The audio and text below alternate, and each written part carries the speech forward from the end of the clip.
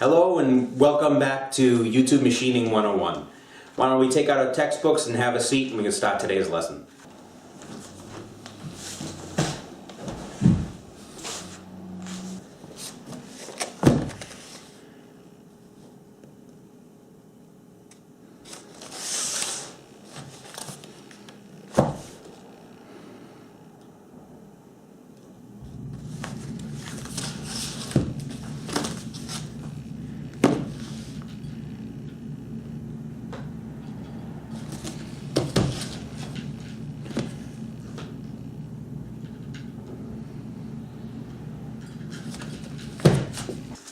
So today's lesson, we're going to define some terms that you're going to hear thrown around YouTube. So the first term is Mr. Bozo. Mr. Bozo is a stupid mistake you wouldn't have otherwise made if you were paying attention. Used in a sentence, oh, Mr. Bozo came to visit and I really screwed up that dimension. Next is weasel snot. Weasel snot is a gooey or otherwise gelatinous substance of unknown origin, usually found on old tools. Used in a sentence, wow, there's a lot of weasel snot on the end of this wrench. Next is chooch. Chooch is to vibrate, oscillate, or otherwise move as intended. Wow, that machine's really chooching. Next up is bullocks. Bullocks is a close cousin to Mr. Bozo. This is the expletive that you use after Mr. Bozo visits. It can be interchanged with bastard. Used in a sentence, bullocks. Ding. That's the sound your phone makes when another YouTuber messages you during filming. Used in a sentence, give me a second, I just got dinged. And last, get her done. Get her done is completing a project despite every conceivable thing you could ever think of going wrong. Using a sentence, get her done.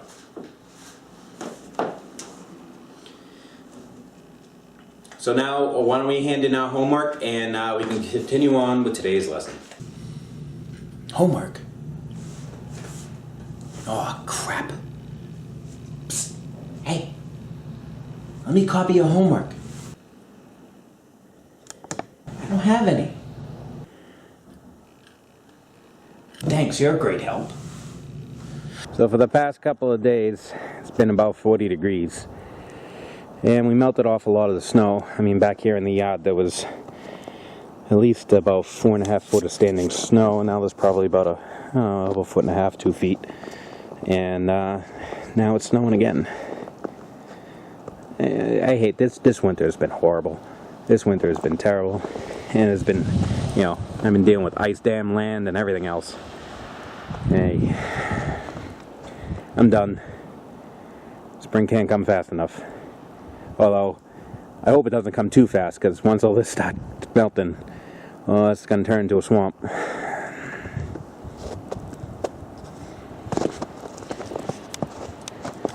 Hello and welcome back to the shop. And as you can tell by the title of this video, this is going to be all about speeds and feeds. So a couple of videos back, the first ring video that I had up, I gave you guys a choice between two options for the beginner videos, and you guys chose this pretty much over the threading video about 26 to 42, something like that. So I do like the idea of giving you guys a choice of content on the channel, especially with the beginner videos, and kind of gauge what you guys want to see. You know, giving you a choice of the actual content, or at least when the content appears on the channel. So what we'll probably do after this video is come up with another couple of choices in the next video for next month, and have you vote on those, and whatever wins, we'll do the video. And I really like the idea of doing that, especially with the beginner videos, kind of catering that to what you guys want to see and learn. Alright, before we get to the meat and potatoes of this video, there's just one thing I wanted to highlight.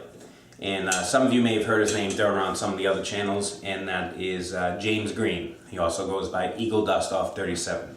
He has his own YouTube channel, which you can find right here, and also down in the comment section there. And he has a nice selection of videos out there, and presented pretty good.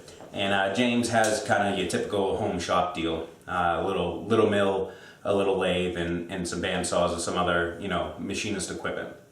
Now, James is a medically retired vet. He is going to be going in for some major back surgery relatively soon, which he explains in one of his videos. And most of James's equipment is kind of falling apart, or is too small to do what he wants to do. Now, James doesn't run a business out of his shop or anything like that. It's mainly to keep himself busy and also to, you know, help out people in the community, other vets, things like that. So he started a GoFundMe campaign to raise money to buy the equipment that he needs.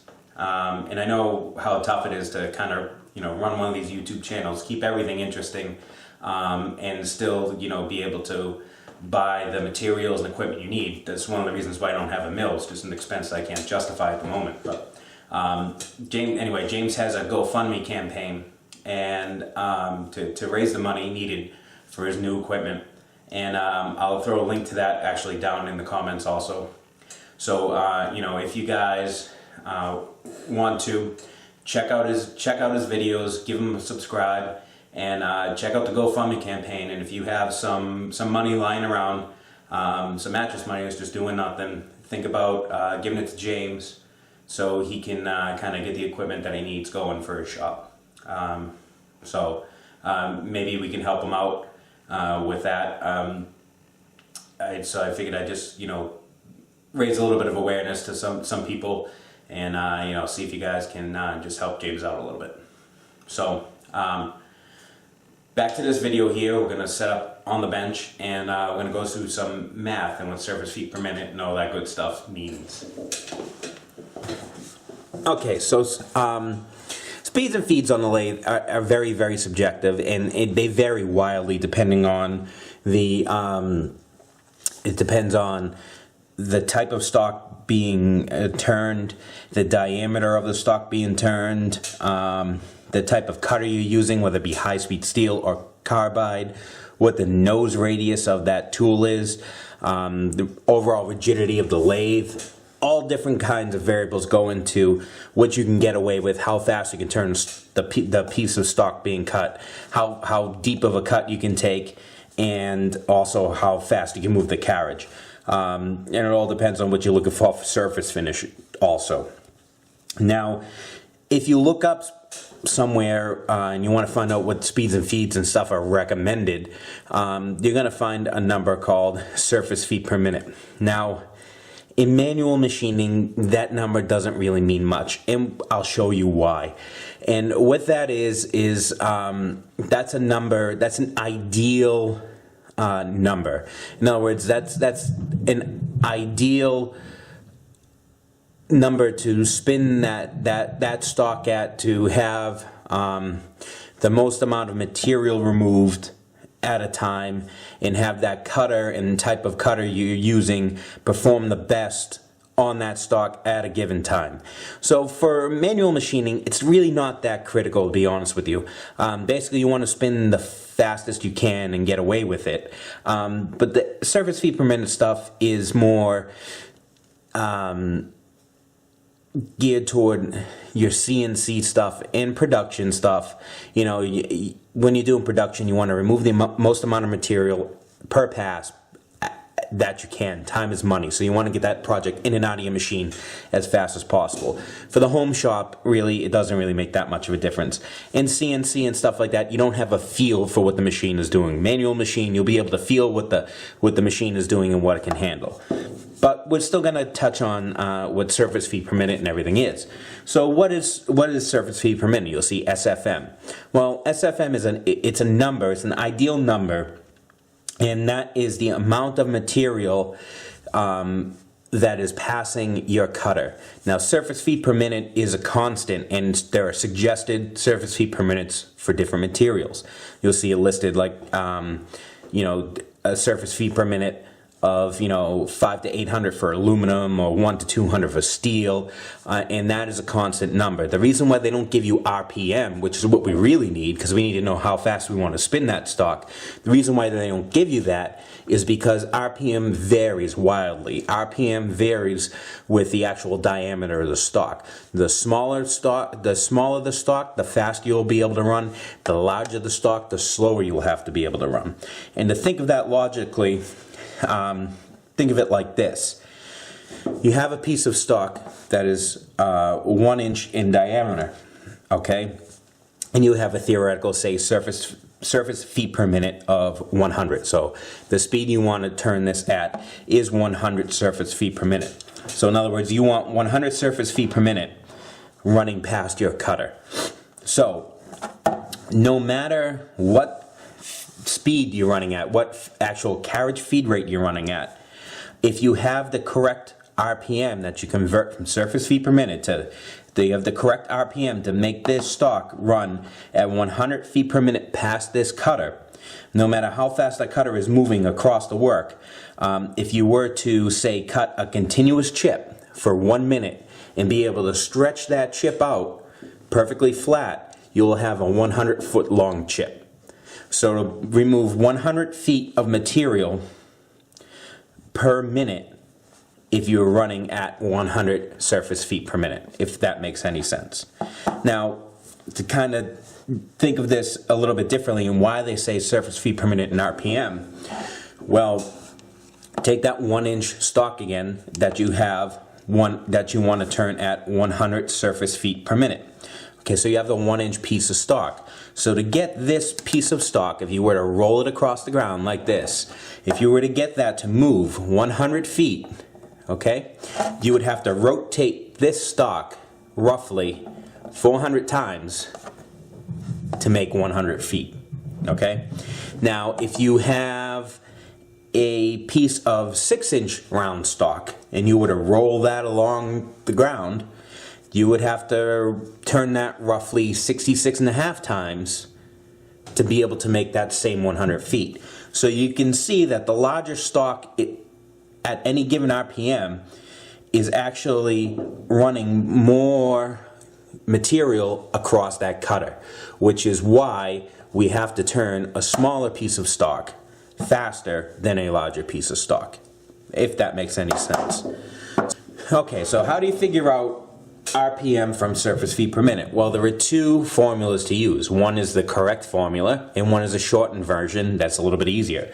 So that one that I just gave you was a shortened version. So some of you are saying, well, that's not 400. Well, it technically isn't, but it's in the ballpark, and I'll show you what I mean. The actual correct formula to use is this formula here. So from SFM, we want to find RPM. So RPM is equal to your surface feet per minute times 12 divided by the diameter of the work you're working with, multiplied by 3.14, multiplied by pi, and you can carry that out a few decimal places if you want. So we want 100 surface feet per minute, so times 12 is 1200, divided by our diameter that we were working with, which is 1 inch, times 3.14, which is 3.14, so it's 1200 divided by 3.14, which equals 382. So you can see it's a little bit different than what I just gave you, the example with 400, but I'll show you the easy formula which got us in the ballpark of where we needed to be, and it's much easier to remember and calculate. And that is RPM is surface feet per minute times 4 divided by whatever diameter you're working at. So that would be 100 times 4, which is 400, divided by 1, so 400 RPM. So that, if we're working with a 1 inch diameter piece and we want roughly 100 surface feet per minute, we want to turn that stock at 400 RPM. Okay, now where do you get all this surface feet per minute information? Well, you can get it off the internet. Also, if you're using insert tools and things like that, the insert manufacturer will actually give you recommended surface feet per minute in different materials for those inserts. Machinery Handbook here also has a section called Speeds and Feeds. It's actually a tab, I believe. Right here, Speeds and Feeds, and that'll actually have a bunch of them in there. And even South Bend's How to Run a Lathe book here on page 109 gives a little chart here of different types of material, your turning speeds, your drilling speeds, SFM, and your tapping speeds, and gives you kind of a little chart here. So, and obviously the internet is a big resource. So let's just compare what machinery handbook and the South Bend How to Run the Lathe book here say, and why these numbers, at least for a home shop person on a manual machine, are kind of not even worth your time to play with. So we're going to go to this chart here. Now this is an older book. This is from 47 or 48. This is a 12th edition. What is this from? 1943 actually. So this doesn't have a whole lot of carbide. It has brazed carbide bits and tungsten carbide, and that's about it. But anyway, so here's a little chart, and I'm going to zoom you in. I'm going to have to move it around a little bit, but you can see speeds and feeds for milling, drilling, and turning. So there's milling, drilling, turning, using carbon steel tool, which we're not using, high-speed steel tool, which we are going to be using, and a stellite tool, which is a special super hard alloy, which obviously we're not using. And then over at the end here, it kind of gives you some different materials. Cast iron, steel, brass, and aluminum. So we're going to be using aluminum. And feeds, and you can see it doesn't say anything here except for a bunch of words. And what we have, the most important thing here says the feeds for rough turning should be all that the machine and work will withstand. Finishing feed depends upon finish required in kind of material and tool. So basically, your actual feed rate of your tool, your feed rate of your carriage along the ways, your cutting, your carriage cutting feed rate. It depends more upon your tool and finish required than anything else. But these SFM speeds are basically ideal speeds to turn your work at. So now here's why I say you shouldn't really take, at least in a home shop manual machine deal, you shouldn't take a whole lot of these to heart. Aluminum here, you can see we want is on the bottom here, and you can see high-speed steel, rough turning, and finish. So here's rough. 1,000 surface feet per minute. And even in the South Bend book here, aluminum, turning speed, feet per minute, 300 to 400. So we have a large discrepancy there. But even if we were to take, say, this one of 1,000, because it's easy, that is, if we have a 1-inch piece, we would actually want to spin that up to 4,000 RPM is what we would want. So that's really not attainable, especially on the South Bend. My speeds on my South Bend, and these are stock speeds direct from the factory. This is what they're built at, so they're probably a little bit different just from the age and everything else. My direct drive speed, the fastest my lathe can go is 680 RPM. It's probably more along the lines of 600 to 650. The slowest it can go is 50. I only have those 6 speeds. It's direct drive speeds and these are back gear speeds. So you can see I can't come anywhere close to that. Now even if you take the South Bend recommended feed rates here of 300 to 400, so you're looking at, let's say even 300. Calculator here. So you're looking at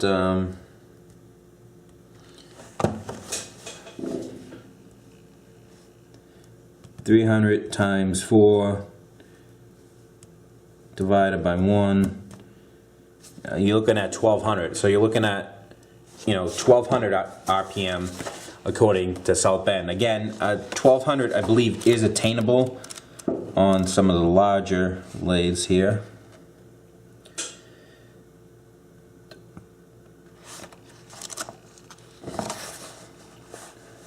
Yeah, so 1,200 is attainable on a 12-speed lathe.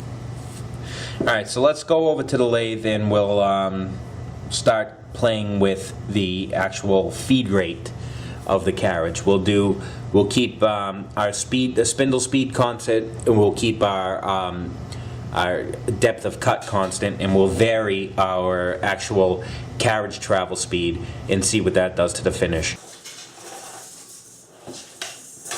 Okay, as far as tools go, this is the one that we'll be using. And this is the one that I ground on the tool grinding video, which you can find right over here. And it's basically 10 or 12 degree angles on all sides and a slight radius on the front. You can see there's a little radius there, not too much.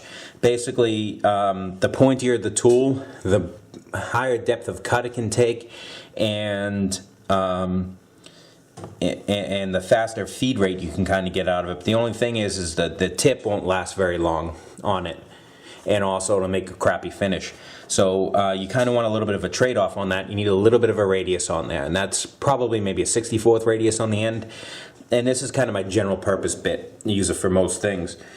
And as far as finishing goes, we have this one here, which is the same thing, same angles. The only difference is the front here has a larger radius, and that's probably maybe a 32nd of an inch or so, and that provides a better finish. Now again, the wider the radius on the top, the more horsepower and harder it's going to be to get it to go through the material, but the better finish it's going to make. So you can take lighter cuts with this and get a better finish. Okay, so I realized when I was editing that the words that were coming out of my mouth weren't what my brain was seeing when I was talking about the feeds, and I was 1 decimal place off. So I said 213 thousandths per inch revolution. Well, it's not. It's actually 213 10,000ths of an inch per revolution. So 21, a little over 21 thousandths. So that's the way we went with this. We did a little over 21. We did a little over 10.5 thousandths. Little over 5 thousandths, and a little over 2.5 thousandths, and then our slowest feed was 1.5 thousandths. Okay, so that's how we went up with our progression.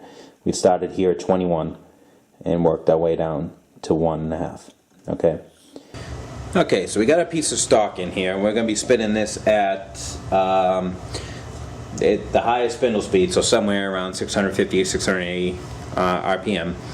And what we're going to do is we are going to take a let's do 50 thousandths cut, so there's 25 thousandths in feed, so 25 thousandths per side, to equal out to 50 thousandths, and we're going to vary our feed rate of our carriage. So we're going to start really high, and we'll turn maybe an inch and then go lower, and we'll step it down as we go and watch the finish change. So let's start at say something really fast here. So 213 thousandths per revolution. So that's pretty fast feed rate.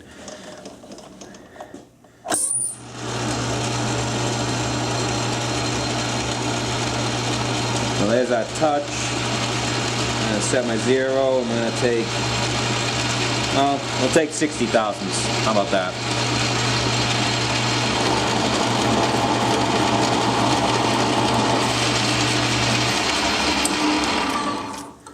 So we'll mark that where we changed, and now we'll change it to, we'll half that to 100 thousandths, or as close to 100 as we can get, which is going to be 107 thousandths.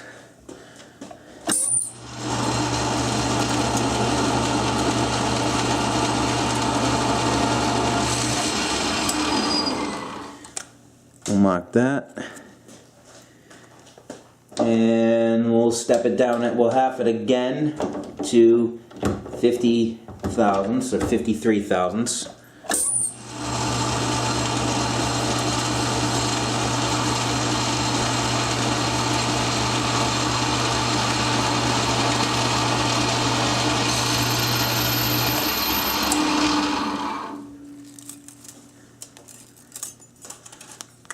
Snap it again and mark it, and then we'll go down to 27 thousandths.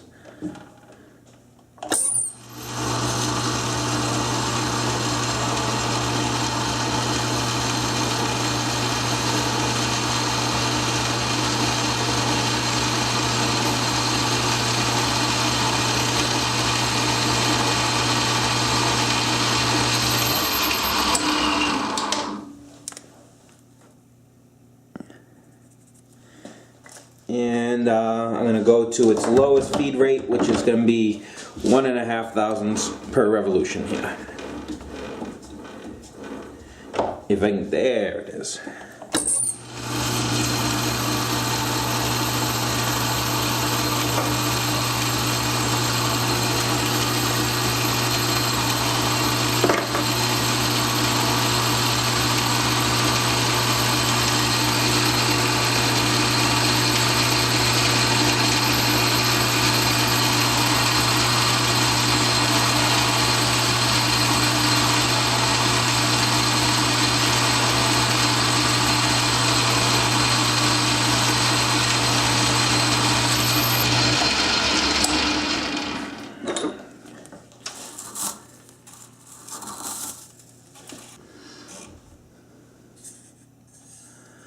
Okay, so we kind of got all of them in a cross section here. You can see this is the fastest feed rate here, and it looks like a very, very coarse screw, so that's kind of a crappy finish. This one here is not too bad. That's still kind of crappy, but that's not bad for a roughing cut. I would rather have this as a roughing cut than this, because it's easy to... This screw thing here will be a lot harder to actually measure, because they're hitting those ridges. This is relatively a lot smoother, but you can see the way it's reflecting the light here. You can see it's a little bit jagged here. This one is a little bit better, and these two are the best. Actually, these two look almost exactly the same. This one is slightly rougher. I know the camera might not pick it up, but so you can actually see what kind of feed rate we can get away with. We can actually, in aluminum, we can get pretty high feed rate on the roughing here, and a relatively high even on the semi-finishing, and go from there. So we were at what? 27.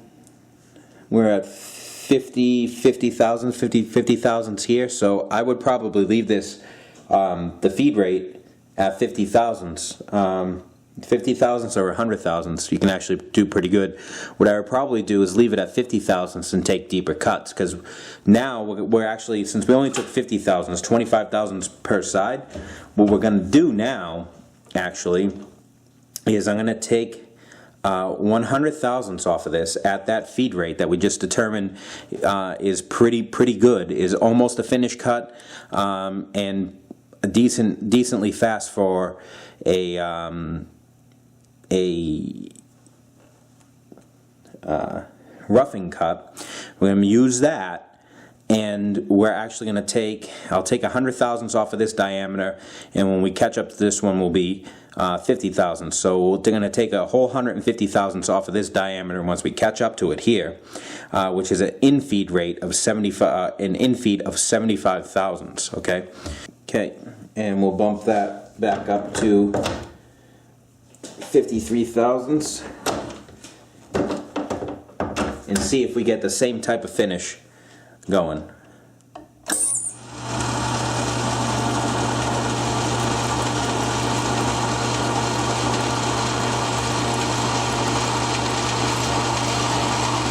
So right now that's 100 thousandths cut. When it catches up to this, it'll be 160. So 80 thousandths per side. Right now it's doing 50 thousandths per side.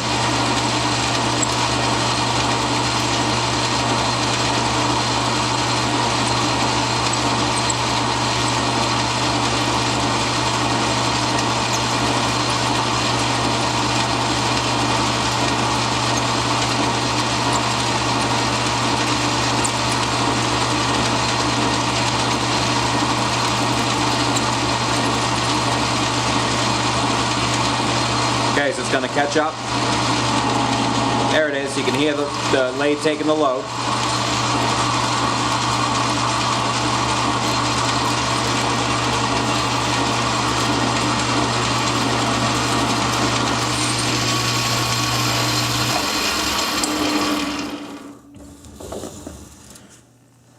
Okay.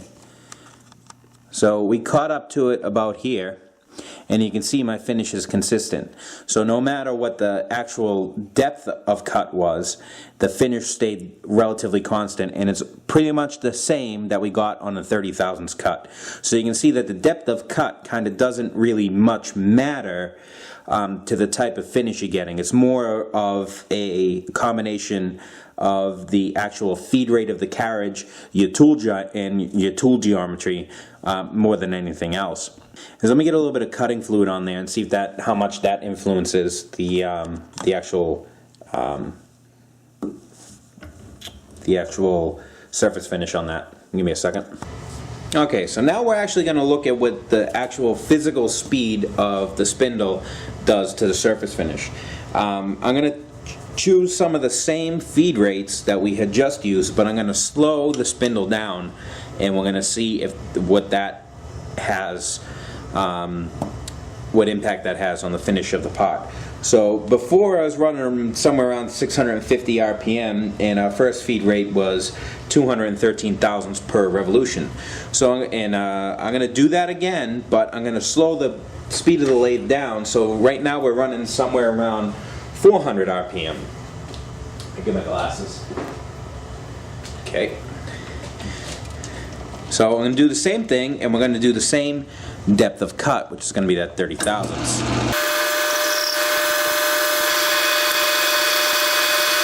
Slow the lathe down even further, and we're going to be going somewhere around 230 RPM.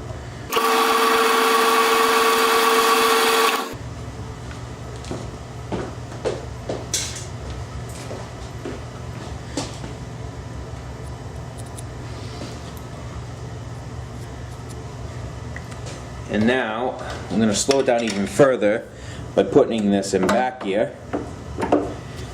And we're going to slow this down to somewhere around 50 RPM. This is the slowest this lathe will go.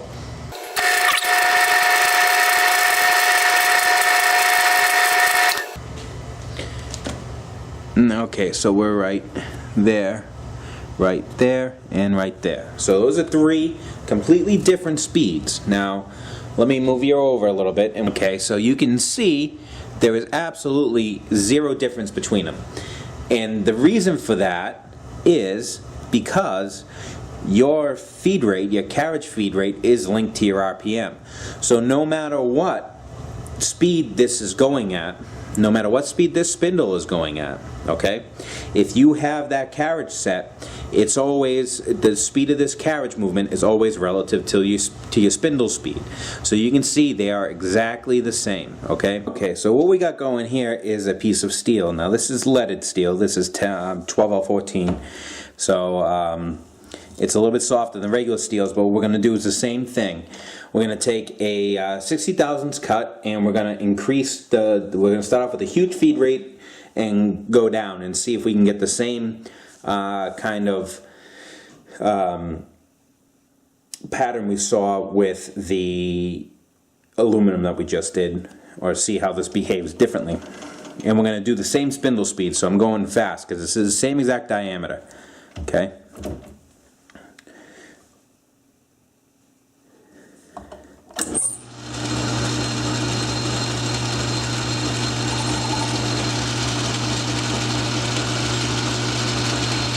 And there's 60 thousandths.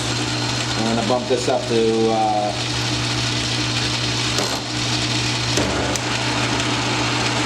213 thousandths.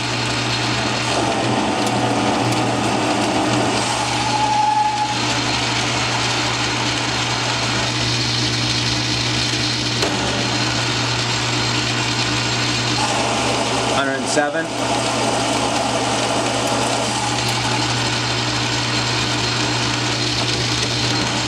53.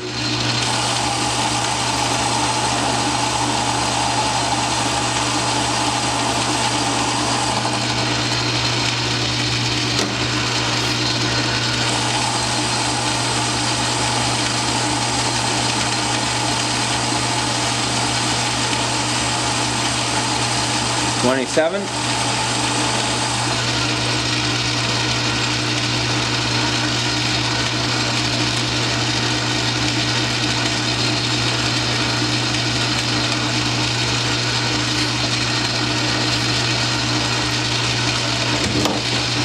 28. 15.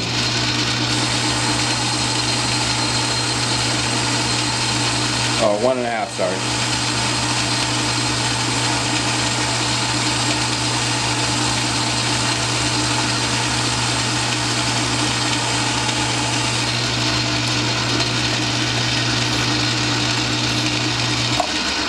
Okay, now what we're going to do is I'm going to slow the spindle down to 200 RPM.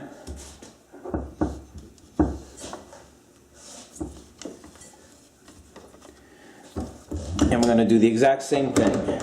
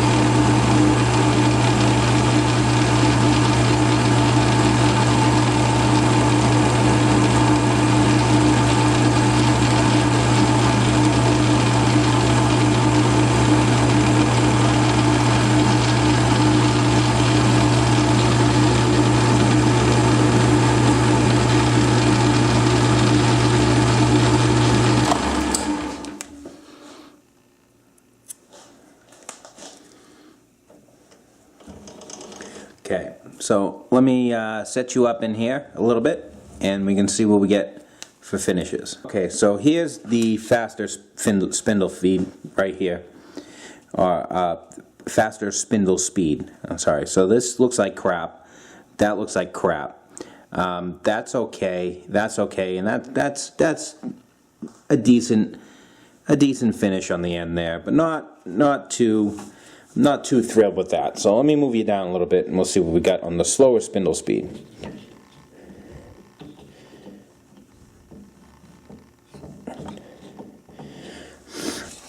Okay, so the higher feed rate looks like crap, and this one still looks like crap, but you can see this is a little bit more tarry than the other one. And here still looks kind of like crap, and these two look okay, and this last one here looks really nice. So you can see the effect of what the spindle speed did on the finish. So you kind of got to go, you know, combination of everything. Now here's the funny thing, right? That was a 30 thousandths feed rate in with a, you know, general purpose tool. Now what I'm going to do is I'm going to put in the finishing tool, which has a nice radius on it, and we're actually going to speed that spindle speed back up, but we're only going to take like 4 or 5 thousandths across here, and you're going to see what that finish will look like. Okay, so you saw that our actual, we had to get a good finish, we had to slow our spindle speed down because this was a harder material. Okay, and we got a better finish on the slower spindle speed than we did on the higher spindle speed, even though this was the same diameter as the aluminum. Now, here's the thing though. We're going to do a finishing cut with that rounder nose tool, and I'm going to speed that lathe back up again to its highest speed, somewhere around 650, 680, but we're only going to take a very light cut, And our feed rate here we'll do 20 thousandths per revolution.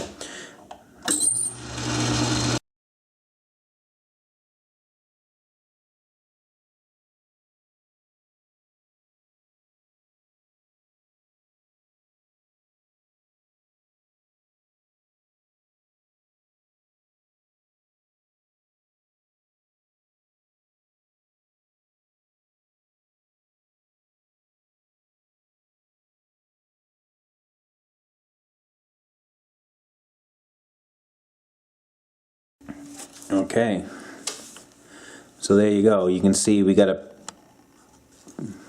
if we can focus here. Come on. Okay, so you can see with that round nose tool, we got a pretty damn good finish going on there, okay? And even though we were running at the higher speed, we got a very nice finish going. Sorry if the camera's fading a little bit in and out, but we get a very nice finish on that part, even running at the higher spindle speed, and that is because we were using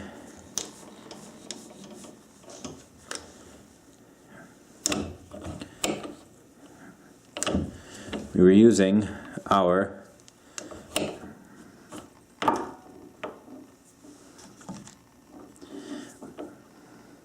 round nose tool bit there for the finishing cuts, and that's why we got a better finish, is from that radius on that tool.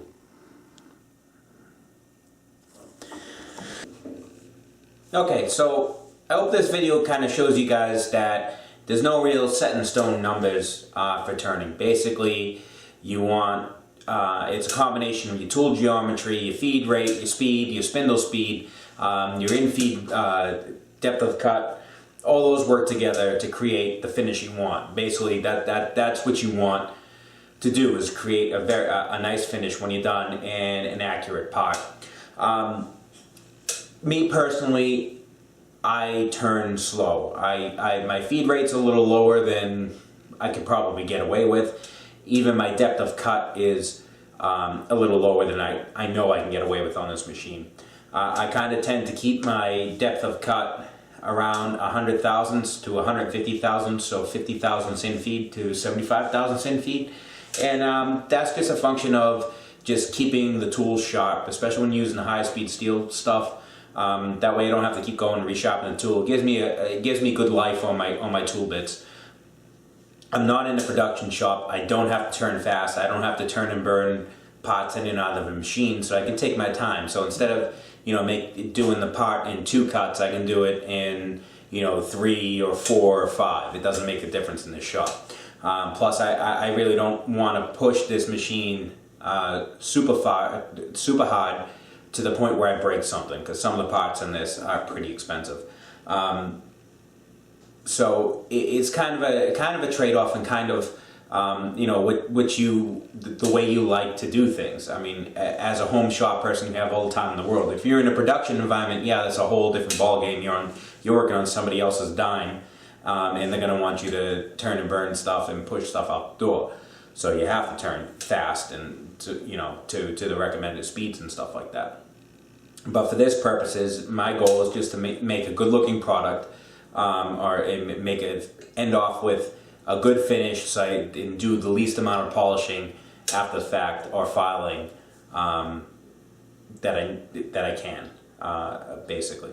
So just I like to give the tools time to cut. You can kind of hear it probably on the video a little bit. The higher feed rates have kind of like a scratchy sound, like a gravelly sound when they're cutting, whereas the slower feed rates and the ones that produce the better finish have like a low hiss, like shh sound as it's cutting.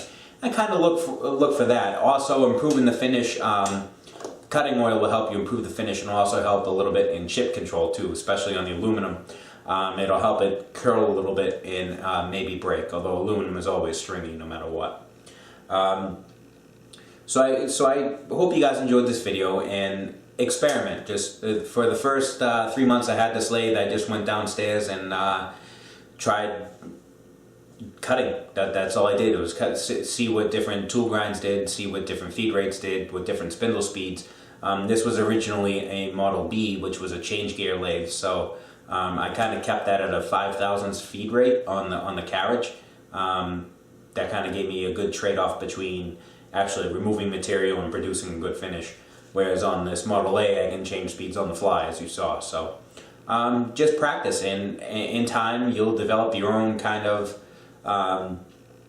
way you want to be at with your speeds and feed rate, and you'll learn your machine. And that's the biggest thing, is each machine has its own quirks. I can't take the tricks I've learned on this machine and transfer it to another machine. I would have to basically relearn that particular machine.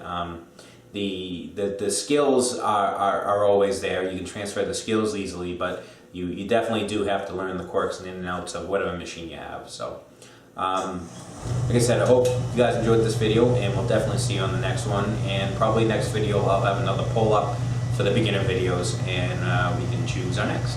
So see you then.